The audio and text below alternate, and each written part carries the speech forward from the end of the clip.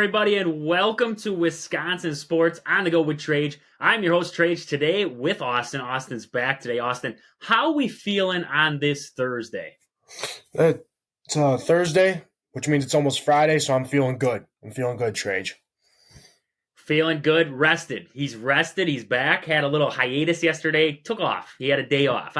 I feel like I'm one of the best bosses out there because I give Austin days off just about every day of the week, it seems like. So there's no set schedule.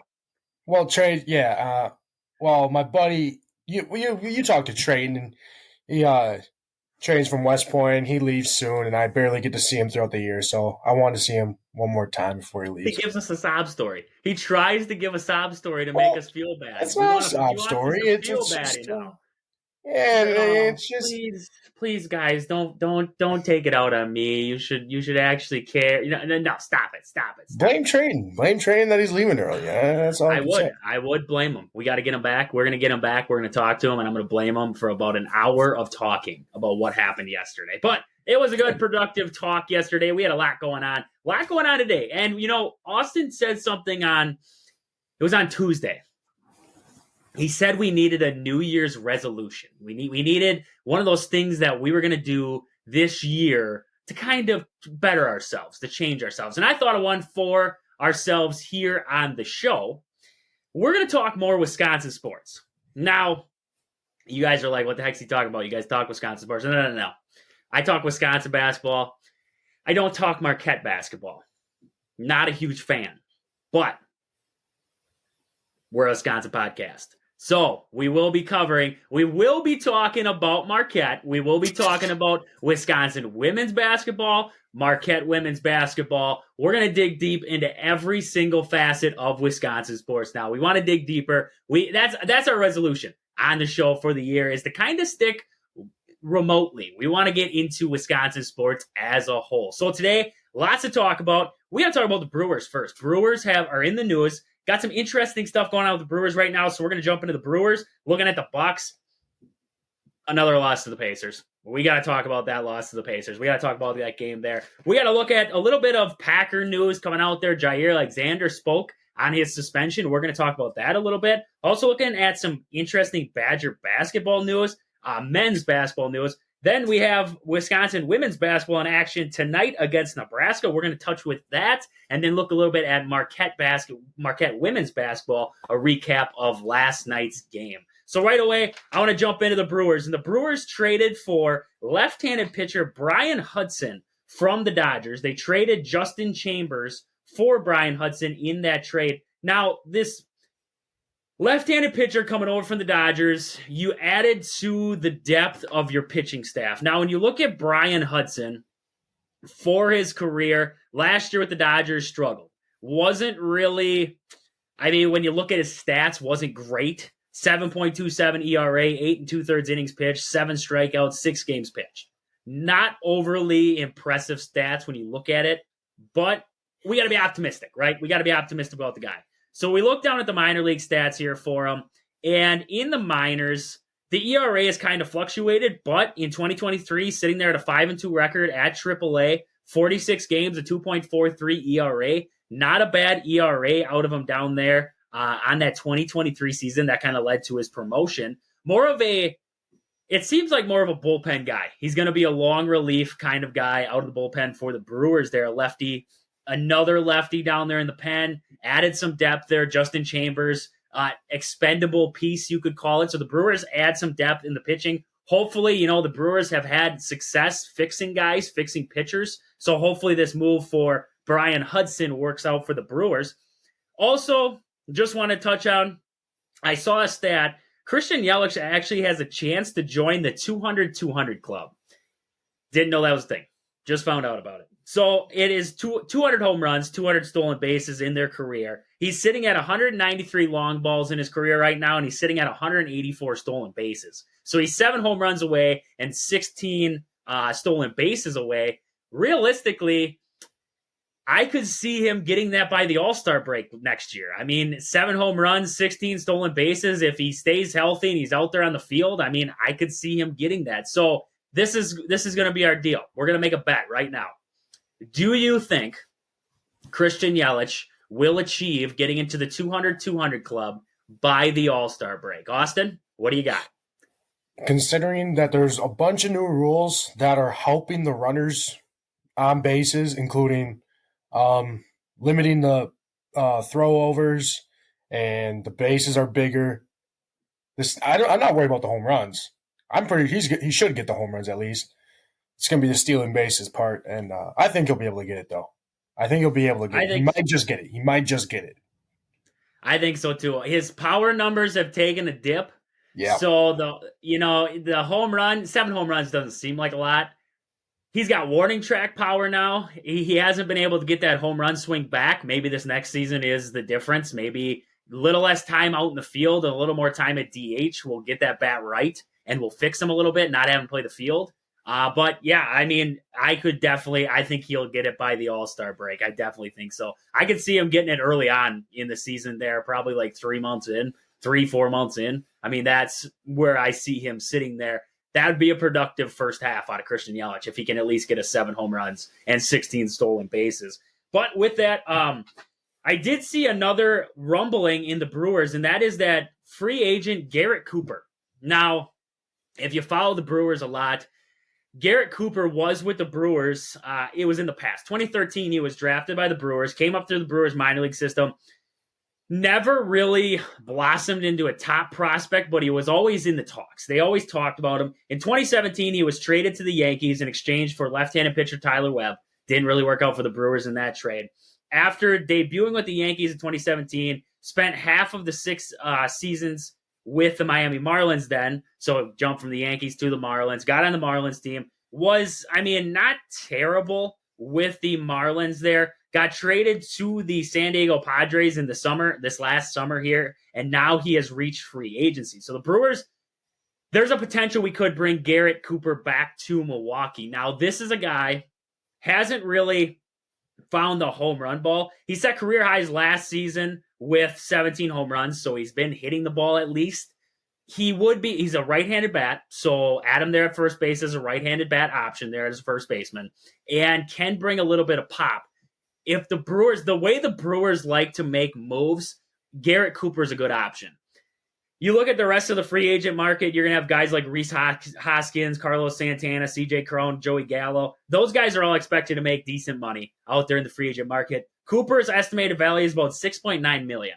That's right in the Brewers ballpark, 6.9. So if they're looking for a cheap option at first base, Garrett Cooper seems like the guy that the Brewers will jump at there and bring to Milwaukee. That's kind of where I'm at with that whole situation there. But the next thing, now this is where I needed some input on because it's been baffling me with this question. Should the Brewers ponder and pounce on reuniting with Brandon Woodruff before someone else snatches him up? Now, Brandon Woodruff probably won't pitch in the 2024 season. He's going to be out for the whole 2024. He will come back most likely 2025. Now, coming off of injury, you don't know what you're going to get out of Brandon Woodruff. There's the big question mark in there. You could get half of what he was. You could get the full guy. He might come back, be strong, and be ready to rock. We know Brandon Woodruff. He's a tough son of a gun. He might come back and be ready to go.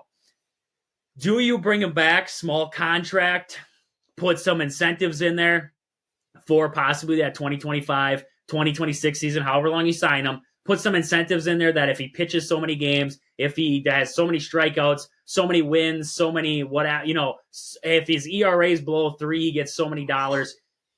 Something like that to kind of guarantee him money going into that 2024 season, but not killing yourself if he doesn't pitch well in that 2025 season coming back from injury there, that shoulder injury.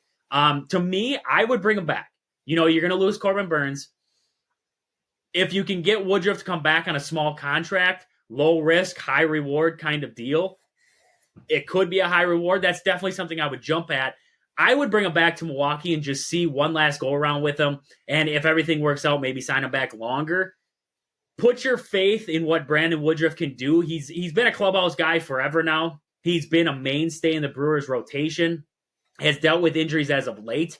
Maybe the Brewers, this is the one shot. Maybe they jump on it. Maybe they jump on because, There's going to be some, Yankees, Giants, some team out there with a lot of money to spend that's going to say, well, we can afford to pay Brandon Woodruff this X amount of dollars to sit out 2024 because what he could give us in 2025 is going to be phenomenal from what we've seen. So to me, I would jump on him now, get him back in a Brewers uniform here, and then see what happens there in 2025. Don't go extravagant with the years on the contract just in case if something were to happen or he doesn't come back from injury, but sign him back at least through 2025 and then add incentives and then maybe an option for 2026 if everything works out. In your opinion, would you ponder bringing back Brandon Woodruff, or would you think move on and let some of the younger guys get into the rotation and just kind of let Brandon Woodruff go out there and be a free agent and see who picks him up?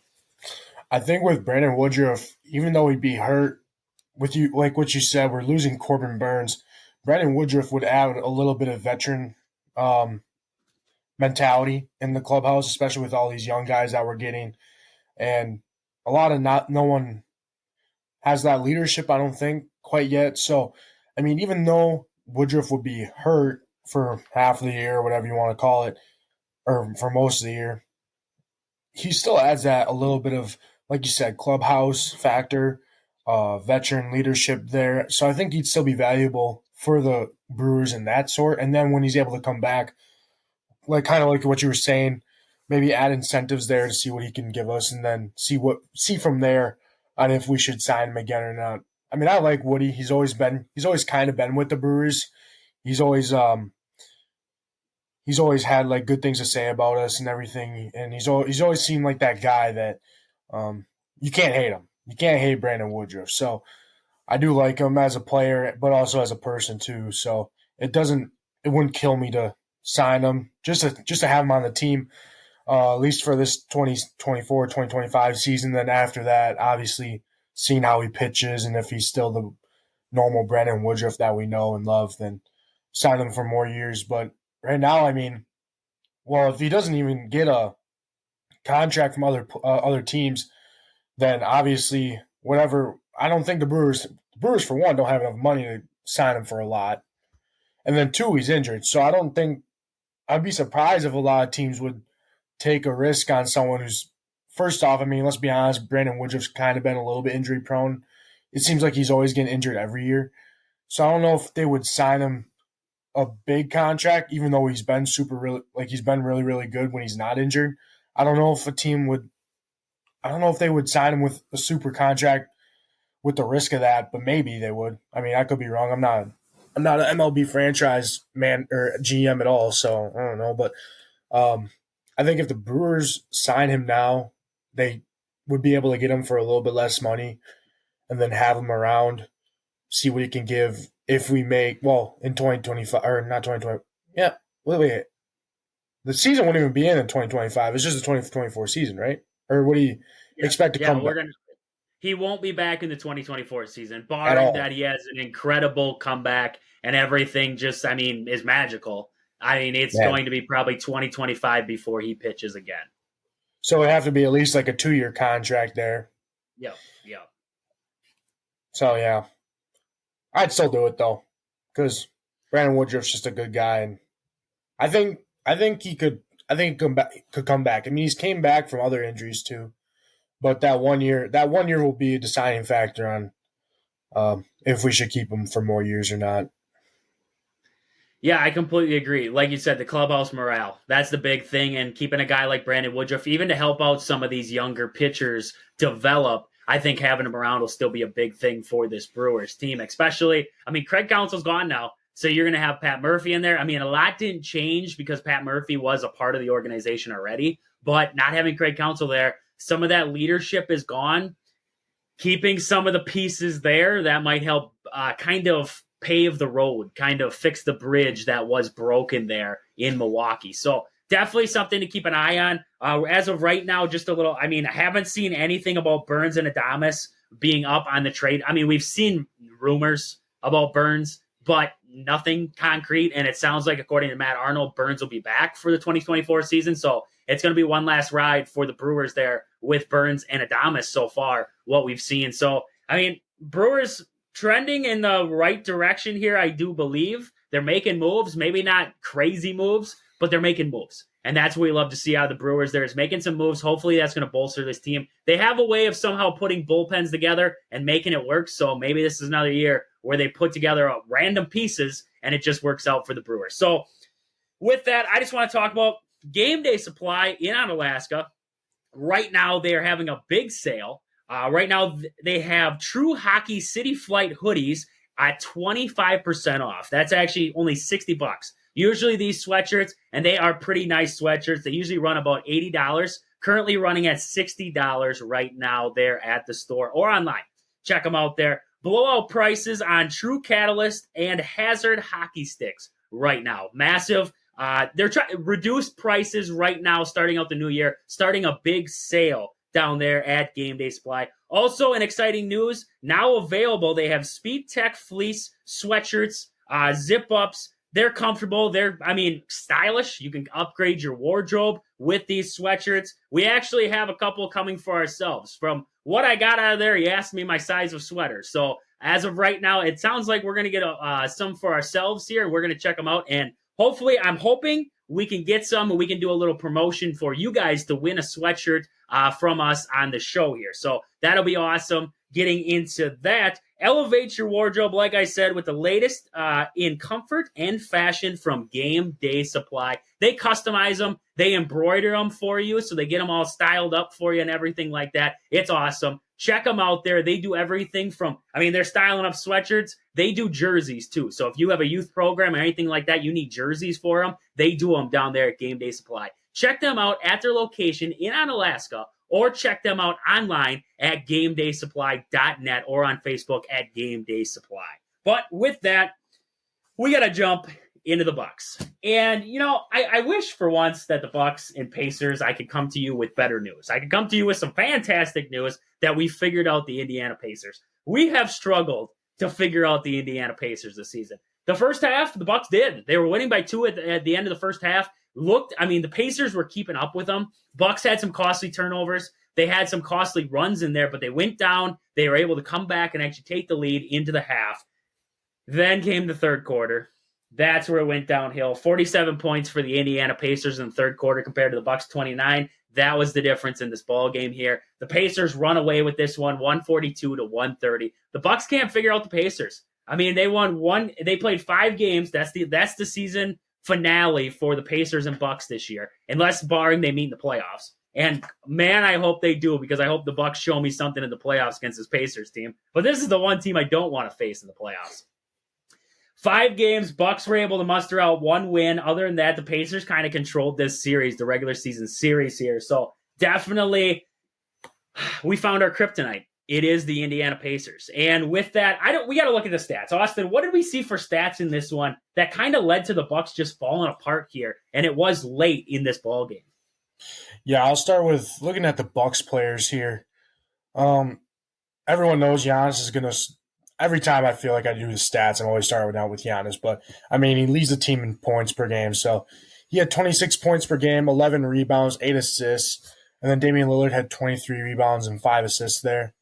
Chris Middleton, 19 points, 6 rebounds, 7 assists. Brook Lopez, 16 points, 5 rebounds. And then Beasley there had 8 points. And then looking at the bench, Portis had 9. Beauchamp had 12. Payne had 7. Kyneton had 3. And Jackson Jr. had 7. And then obviously a lot of players played in that garbage time there because we were down. But, it's surprising to me that we're down by 12. They only got 2 minutes, so it's probably right at the end there. But we're down by 12 when we put Thanasis, Robin Lopez, Livingston in there. You think that even with those guys, it's still 12 points. It's not a blowout by any means. But anyway, and then looking at the Indiana Pacers points, Tyrese Halliburton doing what Tyrese Halliburton's been doing all year. 31 points, 12 assists, only 2 rebounds, so no triple-double, but just killing in that assist column there. And then 31 points, like I said. And then Miles Turner and Brown both had 15 points. Miles Turner had 7 rebounds there. Brown had 5.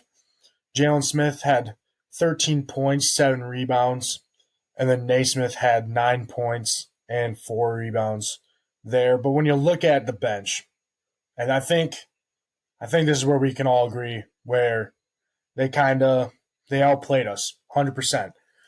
Matherin had 16 points. Obi Toppin had 15 points, and Buddy Hield had 10 points. Jackson had 9 points, and TJ McConnell? I think that's how you say it. Had 6 points. McConnell. Yeah, that sounds way better. And had 6 points. But, I mean, Matherin, Buddy Hield, and Obi Toppin, double-digit off the bench. That's just something that we cannot keep up with, especially when you have Tyrese Halliburton still putting up 30-something points, and the other 3 out of the 4 starter or 3 out of the 5 starters putting up double-digit points for them there. And then when you go to the bench, 3 guys have double digits compared to 1 guy that we had, 12 points for Beauchamp. That's where we're going to struggle there. And it's not like they had only 7 offensive rebounds. So it's not like it was overly second chance points, because we had 10 offensive rebounds, and they only out rebound us by 2. So it's just they just shot the ball better tonight. I mean, we scored our 130, but our defense was dog crap, and I guess this is what you see when our defense is dog crap. And this is what we've been saying we lack. We've lacked all year is our defense, and it seems like we've been lacking on our defense every time we played the Pacers. Because, I mean, like you said, 4 out of the last 5 games that we played them, we've only beaten them once, and we had to score 140 points to do it.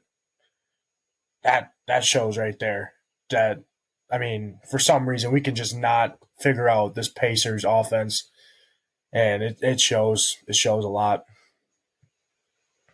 Yeah, and you watch that game, they facilitate the ball really well. They move the basketball really well. It seems like the Bucks, they play a lot of one-on-one basketball. And you see it, Giannis comes down, he's one-on-one. It's Giannis on an island versus 5 guys from the Pacers. Dame comes down at times, it's Dame on everybody. The difference between these two teams is Indiana moves the ball around like it's no other. The ball is constantly moving, finding the open shooter. I mean, you look at this, once again, like you said, the bench for the Pacers. I believe in that last matchup against the Pacers, their bench scored like 50-some points off the bench they had in that last matchup against the Pacers. This one, they were just below. I mean, if they didn't have 50, they were darn close. I'm not going to do the math right now, but they had about 50 points off the bench. That's your difference in these games. We've talked about it, like we said, with the Bucks, is the lack of production off the bench that we're getting for the Bucks right now. It's all reliant on the starters. Where you look at a team like the Pacers here, they had 4 guys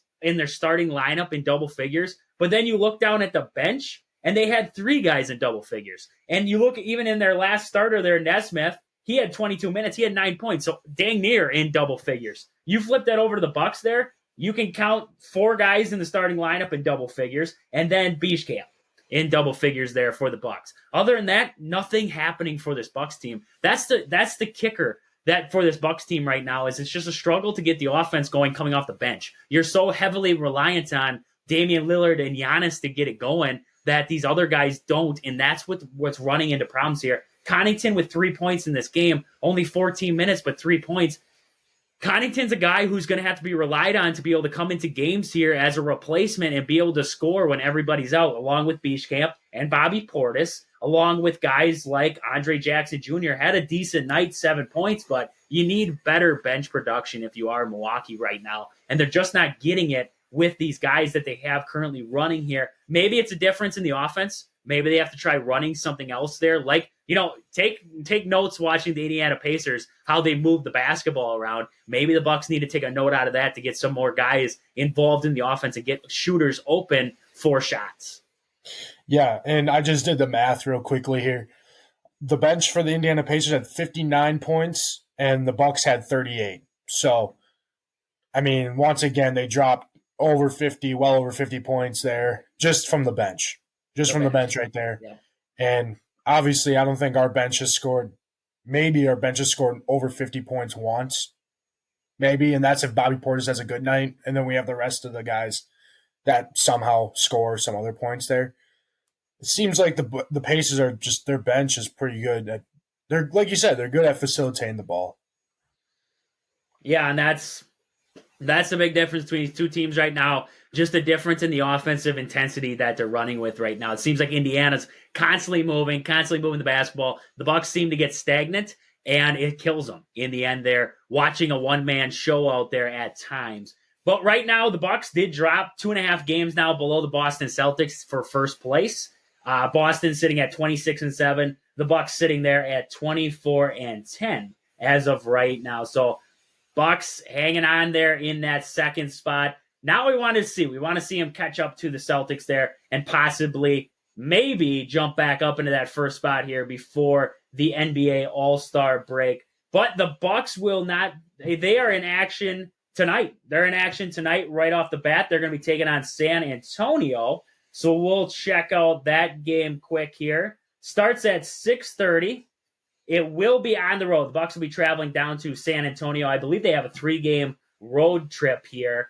Starting out, they had it in Indiana in that game, and then they will go face the Spurs now. So the Spurs coming into this one, 5-28 on the season, 2-14 at home right now, coming off 3 straight losses. They're recently losing to the Memphis Grizzlies, Celtics, and Portland. Going into this one, Bucks are favored, but you never know with these two teams. But finally, we get to see Victor Wembanyama. He's scheduled to play. We will see Victor Wembanyama go up against Giannis and see kind of that matchup there. So, Austin, what are we seeing for this Spurs team for stats right now? Something to look out for here in tonight's matchup.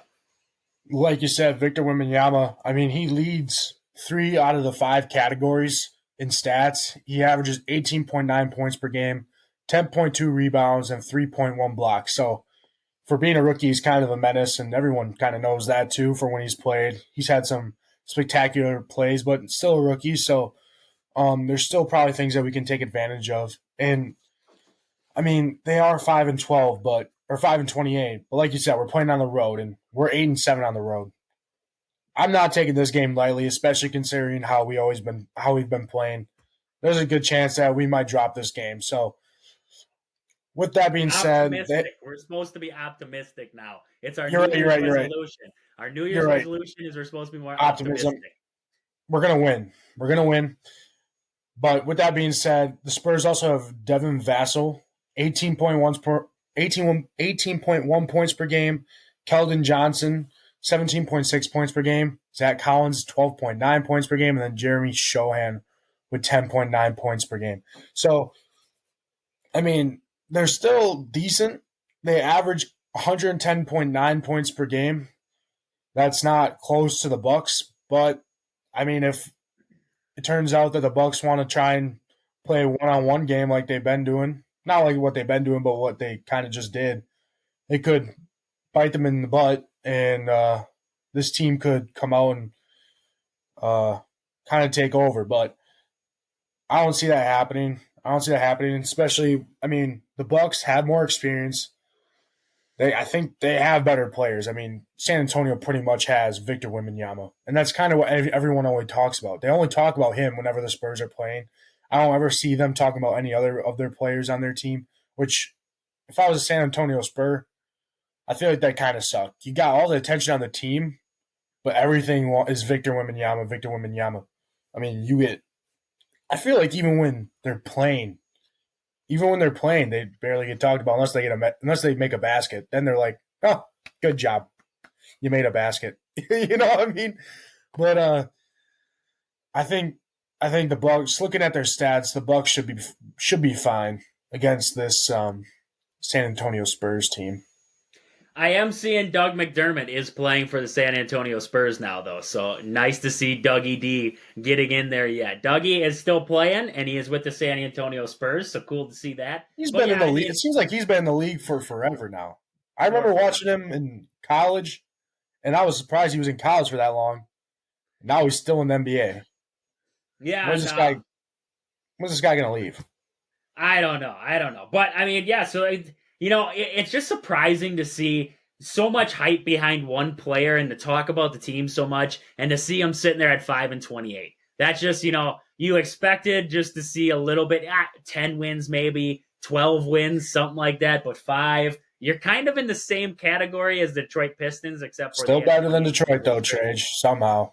Yeah, I mean, they're better than Detroit, I guess. But, I mean, yeah, like you only said. takes 3 wins. Only takes 3 wins. Only takes 3 to be better. It only takes 2 to be better. But, I mean, Victor is the main guy in this team, like you said. Vassal's right there with him. And, I mean, they have some scorers on this team, but definitely the Bucks should be able to have this one in hand early tonight here against the Spurs. 6:30 tip there from San Antonio. Should be a good matchup. Should be a good game to watch from the Bucks there. Hopefully a bounce back game after that loss to the Pacers last night. But with that, I just want to talk about Century 21 Gold, home team Century 21 Gold Key Realty. Call Peggy Sue or Anna to find your dream home, or if you're looking to sell, find them on Facebook at Home Team Century 21 Gold Key Realty, or stop in and see them at their location in Marshfield. But with that, we got to jump over to Austin for our fact of the day.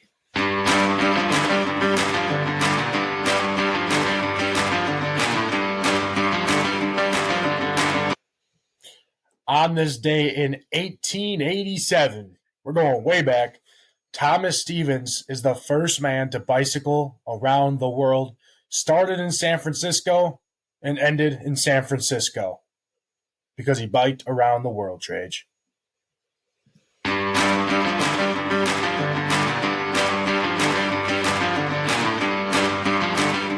Don't ask me how. Don't ask me how, because there's oceans involved. I'm guessing he got on a plane or got on the ferry or something. So does that really count then? Because technically he's not biking. Unless if he got into one of those little boats with the pedals that you pedal yourself forward. Yeah. Then it would I'd work. count that. I don't know. I mean, maybe this was back. I mean, this is back in 1887. The Bering Strait could have been connected still. People still migrating across Russia and Alaska over there. There's a good chance he goes up over to Russia, through Alaska over to Russia. I don't know how he's getting back across the Atlantic. You tell me how he got back. Yeah, I can't explain that one. Can't explain that one. Well, if the Earth is flat, he could have gone off one end and dropped off to the other side, and then he would have landed on something. Judge, I thought it was an interesting fact. I mean, it's on the website I've been using it all year. I mean, I feel like there's a little bit of credibility there. I'm just now you got me wondering. Was there water involved? Was there water involved? Or flying? Some way, shape, or form, our guy biked across the world. That's all. Do you count it if he got on the plane with a bike and then he just had a little station in the back and he's on a stationary bike on the plane? Do you count it then? I could count it. Booyah! Oh, actually, 1887. Did they have planes in 1887? Yes, maybe. Let's just go with he got on a boat. He got on a boat. He got on the Titanic. Never mind.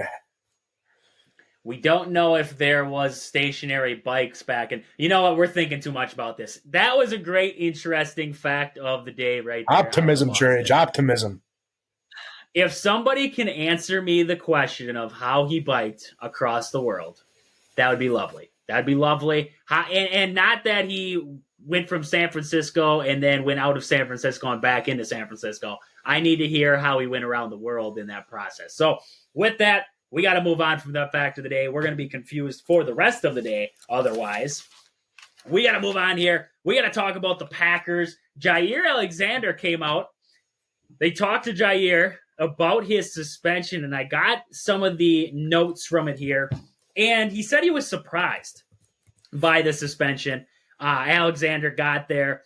He said he thought he maybe would get fined there. And he said they asked him if the suspension would kind of mar anything between the two sides, between the Packers organization and Jair. He said, if anything, I think it improved their relationship. So from the words of Jair, it got better.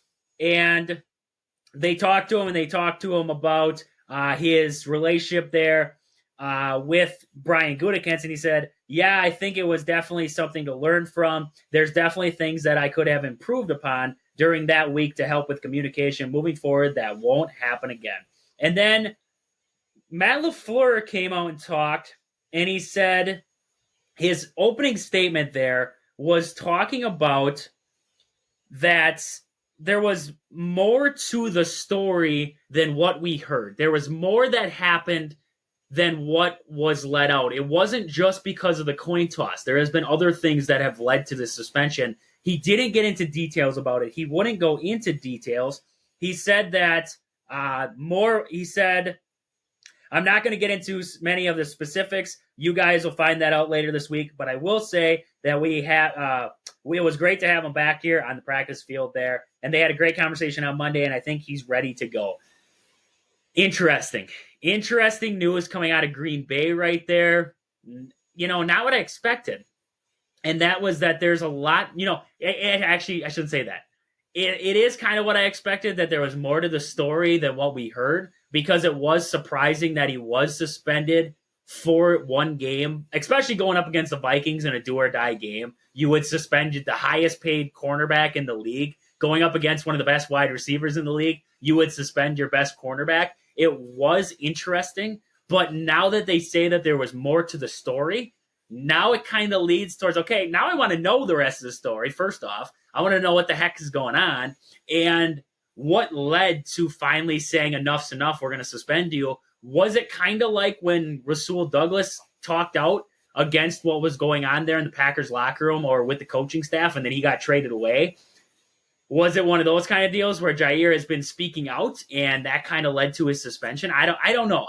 We're speculating here. There's a lot of different scenarios, things that could have happened behind closed doors there, but it's an interesting developing story. And from right now, what we can gather is Jair will be back for this Bears game coming up. Yeah, and I don't think we're ever going to hear what actually would happen. It just never happened, sadly. There's always these things. People always like to make up things, but the truth obviously never comes out. And then everyone always makes up speculation. And then these players are always like, well, why are people speculating this? Well, because no one ever tells us. So what else are we supposed to do with our lives? But honestly, I think the Packers are playing chess and not checkers. Think about it. We beat the Vikings by 23 points without Jair. Booyah. That's all we needed. All we needed was to suspend Jair. Who knew? And Joe Barry somehow had a masterclass there. But no, I think having Jair back will be good.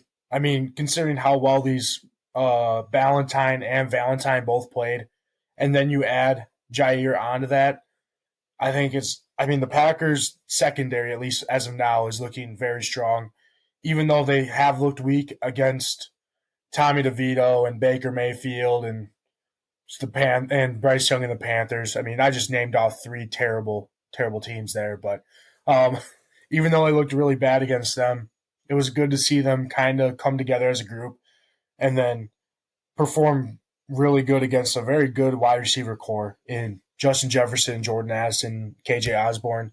I mean, those guys are really good. So even though they were down a quarterback or two or whatever you want to call it, whatever their situation was over there, our guys still played good. I mean, they still had to play good because at the end of the day, if the backup quarterbacks are able to get the ball into Justin Jefferson's hands, who's going to be able to stop him, honestly? It's going to be tough, but, I mean, we limited his touches. He only had like 5 receptions. So I thought overall the secondary unit had a good day. And I think we're going to be able to grow from this exponentially. And Jair's going to come back and hopefully lock down DJ Moore next week. That's what we kind of need from him. So, and even if he's not able to, we have these other guys now that have proven themselves that they can play some high-level football. The thing that I worry about with Jair is that he's never been a good tackler out there at the cornerback position. He's been a good corner, but he's not a good corner. But he's not a good tackler. And Ballantyne is. So now what worries me is going up against a team like the Bears. Okay, you can have lockdown defense. You can have lockdown on DJ Moore and everybody in between. But Justin Fields can run around a little bit. And he will run around a little bit. Would having a guy like Ballantyne out there over Jair, would it be such a bad thing?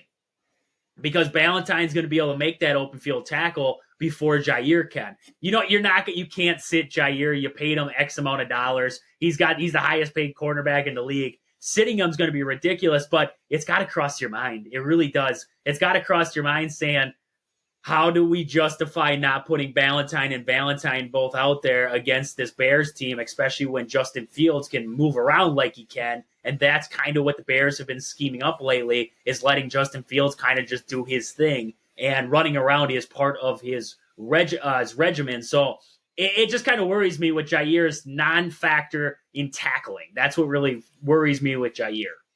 And I think here's where the Packers defense, especially their D-line, needs to be disciplined and keep Justin Fields contained in that pocket. I mean, we saw him the first week of the season. He was able to get out. I mean, we've seen this throughout the whole year, teams being able to get out of the pocket and we break our contain as a D lineman, and then they just run for however many yards.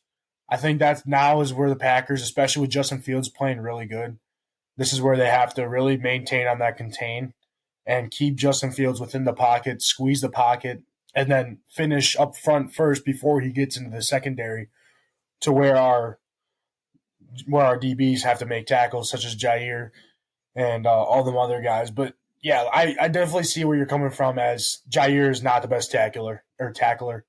I mean, I'm surprised he doesn't get hurt a lot more, because every time it seems like he's trying to tackle, that's every DB. Every DB will dive at the legs. Over. Yeah. Yeah. And I'm pretty sure Ballantyne got ran over last week against Minnesota. He got trucked, but then he got an interception the next play, so it doesn't even matter. So I mean, it made up for it. But especially when you're going against bigger guys, there's expected to be at least 2 truckins. That's going to happen. But I don't want to see anyone get trucked by Justin Fields. Not Justin Fields. But Justin Fields is a big guy. He's a big quarterback. Yeah, and that's my worry with Jair, is that we will see some trucking, because Jair isn't a great open field tackler. He's a good gang tackler. He gets in there on gang tackles, but he's not a very good open field, I can trust him to make the tackle kind of guy. He'll get in there when there's already 4 other guys that's tackling him. Trust me. He'll get in there and get that assist tackle, Assisted tackle. He's a gang tackler. That's for sure. Oh, yeah. So with that, I mean, looking at the Packers injury report, some good news. Watson, Reed, and Wicks all returned to practice there on Wednesday, so that was good to see. Also, Devondre Campbell returned to practice. So the Packers starting to get healthy. Elton Jenkins was out of practice along with Rudy Ford. McDuffie was also out, and Preston Smith was out of practice there on Wednesday. It was just a walkthrough day, so maybe just getting these guys some rest. That's the hope in all of it. I know Preston Smith had an ankle injury coming off of that Vikings game, so hopefully everything checks out with him. Rudy Ford's got a hamstring issue right now. Looking down there, Elton Jenkins is a knee ankle. It seems like it's always a knee ankle with Elton Jenkins. So I assume he will be somewhat limited this week, maybe get back to the practice field later on this week. And then A.J. Dillon did not practice. He's got that, broken thumb, but he's also got a neck injury right now that held him out of practice. So Packers getting a little bit healthier. A lot of guys practicing. Luke Musgrave was at practice, limited, but he was at practice on Wednesday there. Jonathan Owens limited. A lot of people limited at practice there on Wednesday, but like I said, it was a walkthrough day. So guys were sitting out. Guys were kind of limited. Everybody was really limited in that practice. So definitely interesting to see there. And I saw an interesting thing, and it kind of got me sparked up in interest. Delvin Cook was released by the Jets. And my thought with it was, do the Packers take a shot on Delvin Cook? Now, I don't think Delvin Cook's got his options. He's probably going to get signed here. Some playoff team's going to grab him. He's not going to sign with the Packers yet, just because the Packers technically aren't a playoff team as of today. They won't be a playoff team until they beat the Bears. So Delvin Cook's going to wait with sign. If the Packers want a shot at Delvin Cook, they're going to have to sign him after that last game of the season if they beat the Bears, which they should. I mean, optimism. They're going to beat the Bears. So then Delvin Cook would probably be more open to signing with the Packers. I think he would be a good ad, especially with what's been going on with Aaron Jones. He seems to be having some injury-prone problems this season. A.J. Dillon, right now, broken thumb. He's got a neck injury. You never know with A.J. Dillon. Patrick Taylor's okay, but he's not a great back. He's a good number 3 back, but he's not a good number 1. Emmanuel Wilson, right now, he was a full go, so he will be back. But having a guy like Delvin Cook in the locker room, on the sideline, even if he's your third string, having Delvin Cook there adds a presence for your team and adds a little bit of sigh of relief, bringing him in for a replacement there later in the game with that experience that he has. I mean, 4-time Pro Bowler. He's been around the block a couple times there with the Vikings, went to the Jets. He's been around the block. He knows the game inside and out. So to me, signing a guy like Delvin Cook, I think it's a low risk, high reward kind of situation for Green Bay. If you don't end up using him, you don't use him. But at the same time, I think he could be a good ad for this Green Bay team down the stretch here. Yeah, now that you say that, I mean, I wouldn't be opposed to taking him, especially with, I mean, I don't think I feel like he's been injured a few times, but, I mean, nothing that Aaron Jones hasn't been injured with. And I'm pretty sure as of now he's healthy. So if he's looking for a team, I say pick him up. I mean, I don't know how much money you're going to be able to get him. And if that's what he's worried about, then I don't know if the Packers are the right place for him, honestly, because I don't think the Packers just have the money right now compared to some other teams. But if he's looking for a playoff team that he has potential to play for even, the Packers are the place. I mean, with A.J. Dillon something's always happening with A.J. Dillon. Something's always happening with Aaron Jones. Delvin Cook will be a very solid number 3 back. And even if he wouldn't want to be a number 3 back, he's going to get playing time. It's Delvin Cook. I'm sure we will put him in there somewhere at some point. And I mean, we've seen him as Packer fans playing as a Minnesota Viking, and he's cooked us multiple times. No pun intended. So I think Delvin Cook would be a very solid option if he would be willing to come to the Packers. But that all depends on what he's. I looked up who's. Well, I guess there's probably nothing out yet because he kind of just got released. So I don't really think anything is going to be out yet. I'm on like what teams you'd want to play for, if there's any teams even interested in him. But I guess we're just going to have to. I imagine a lot of teams will be interested. Yeah. I imagine there will be phone calls. Kansas City Chiefs come to mind. Maybe some AFC South teams that could be looking at him, like the Texans. I mean, they have Devin Singletary, but adding a guy like Delvin Cook could be huge for a playoff run. Steelers come to mind as a team that could use barring they make the playoffs, could be a team that's looking at a running back. I mean, Browns it's not a bad thing. Yeah, the Browns. I mean, it's not a bad thing to have an extra back there, especially with the experience of Delvin Cook and he's still got some explosiveness in his legs. So, I mean, bringing in a guy with some experience there and a little bit of edge, I mean, that could be huge for a playoff team. So join his brother up in Buffalo. Double Cook action. Yeah, that'd be pretty cool right there. I mean, yeah, I could see the Buffalo Bills. I mean, there's a lot of teams out there, playoff teams, that would be looking Delvin Cook's way here down the stretch. So definitely something to keep an eye on if you are a Packer fan, seeing what the Packers will do here leading up into the end of the season here. But with that, I just want to jump to the Badgers men's basketball for a second here. Max Klesman had a late injury. Looks like it was nothing more than a cramp. They came out and they said it was nothing more than a cramp for Max Klesman. So everything checks out with him. So Max should be good to go here on Saturday for the Badgers. Also, looking at the Big Ten standings right now, just wanted to jump into that. The Badgers currently sitting in tied for first with Illinois and Indiana. Both of them ahead of Purdue, Ohio State. They're both sitting at 2-1. Minnesota and Nebraska, Northwestern, Penn State, and Michigan all sitting at 1-1. Maryland sitting at 1-2, and then Michigan State, Rutgers, and Iowa all there at 0-2, and Iowa sitting there at 0-3. So the Badgers sitting up there near the top of the Big Ten standings here, moving into this weekend. But with that, I want to jump into just our next sponsor, and that is Pittsfield Farm and Home Center. At the store in Pittsfield, they serve you anything from hydraulic hoses to red roses. Stop in and see them and the awesome crew at the Pittsfield Farm and Home Center in Pittsfield. But with that, we got to jump over. We're going to talk about Marquette women's basketball took the loss last night to St. John's. Interesting to see.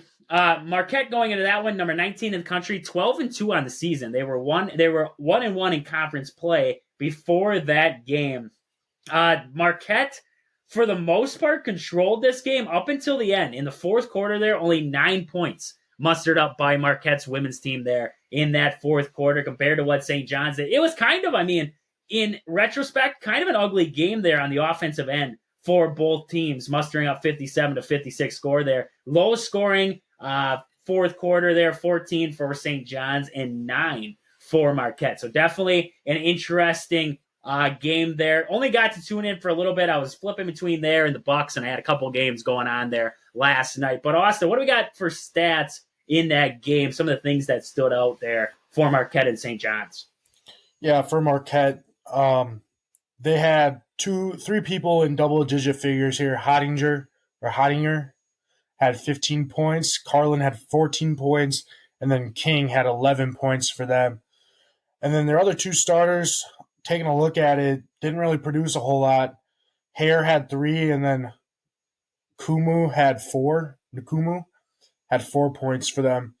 Carlin had 8 rebounds to go along with that 14 points there.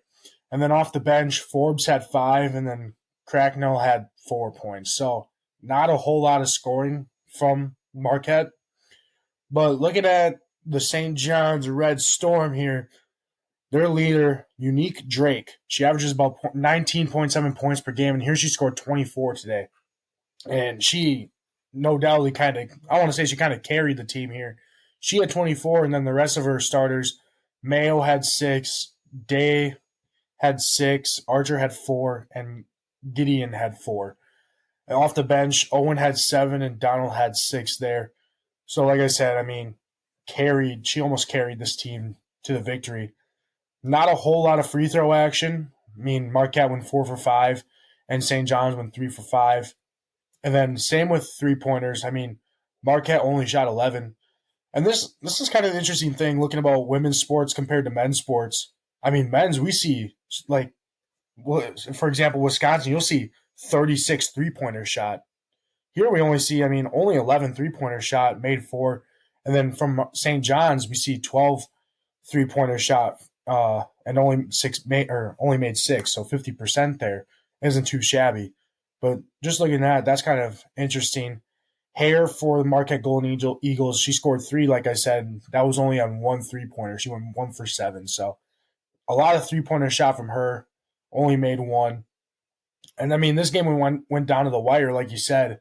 But in that fourth quarter, Marquette only scored 9, and they lost by 1. So they should have been able to muster up a little bit more points compared to what they were scoring throughout the other quarters there. Especially a strong third quarter. They scored 21 compared to St. John's 15 there. So disappointing fourth quarter by Marquette, and I'm sure they're not too happy about that.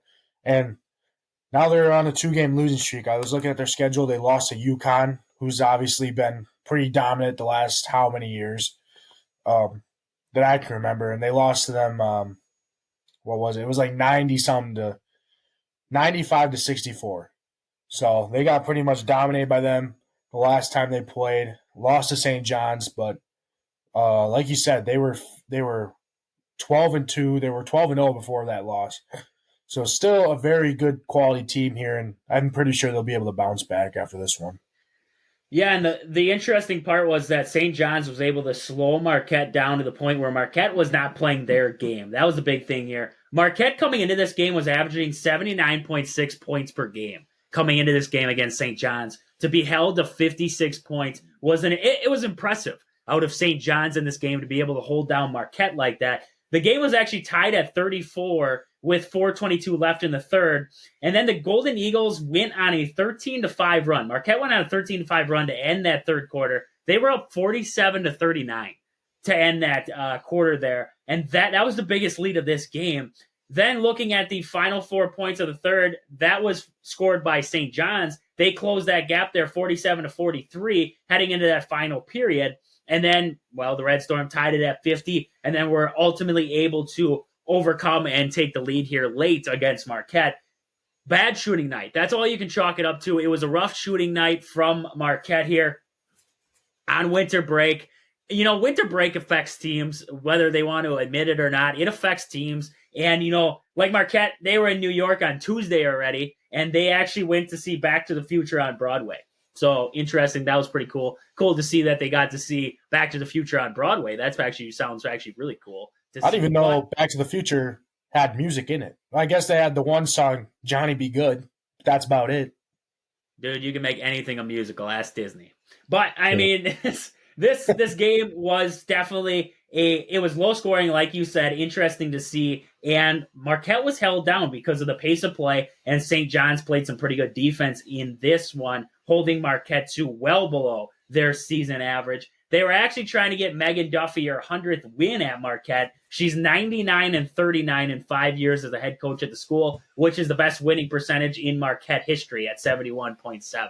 So definitely sucks to see, but we know that she'll get her 100th win here pretty soon. And this is, like you said, a quality Marquette team, and they should be able to bounce back here moving forward. I don't know. Marquette's next game will be against Xavier. That will be coming up here on the 6th. So that will be Saturday. They will be squaring off with Xavier. The 6th is Saturday, I believe. They still play UConn one more time, too. So that would be a pretty big matchup for them to try and bounce back, hopefully. I was right. The 6th is Saturday. So they will be facing Xavier on Saturday at 2 o'clock there. That should be a good matchup. A Big East battle there between Xavier and Marquette. But with that, we got to jump over. Wisconsin women's basketball will be in action tonight. They will be taking on Nebraska. Should be a pretty good matchup. The Badgers coming off a loss to Purdue, 89-50. That's a game to forget if you are a Wisconsin fan.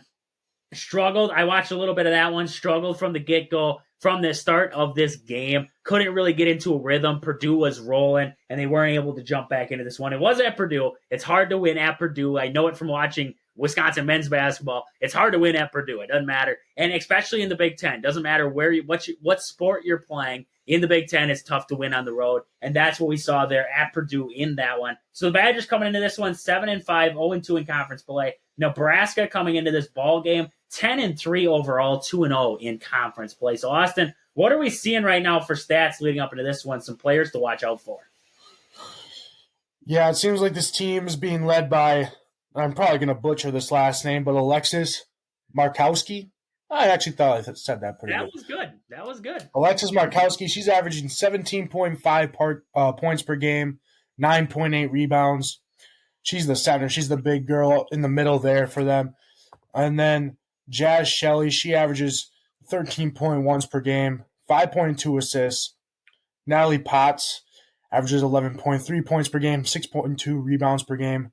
Darian White averages 8.9 points per game, 5.2 rebounds, 3.9 assists.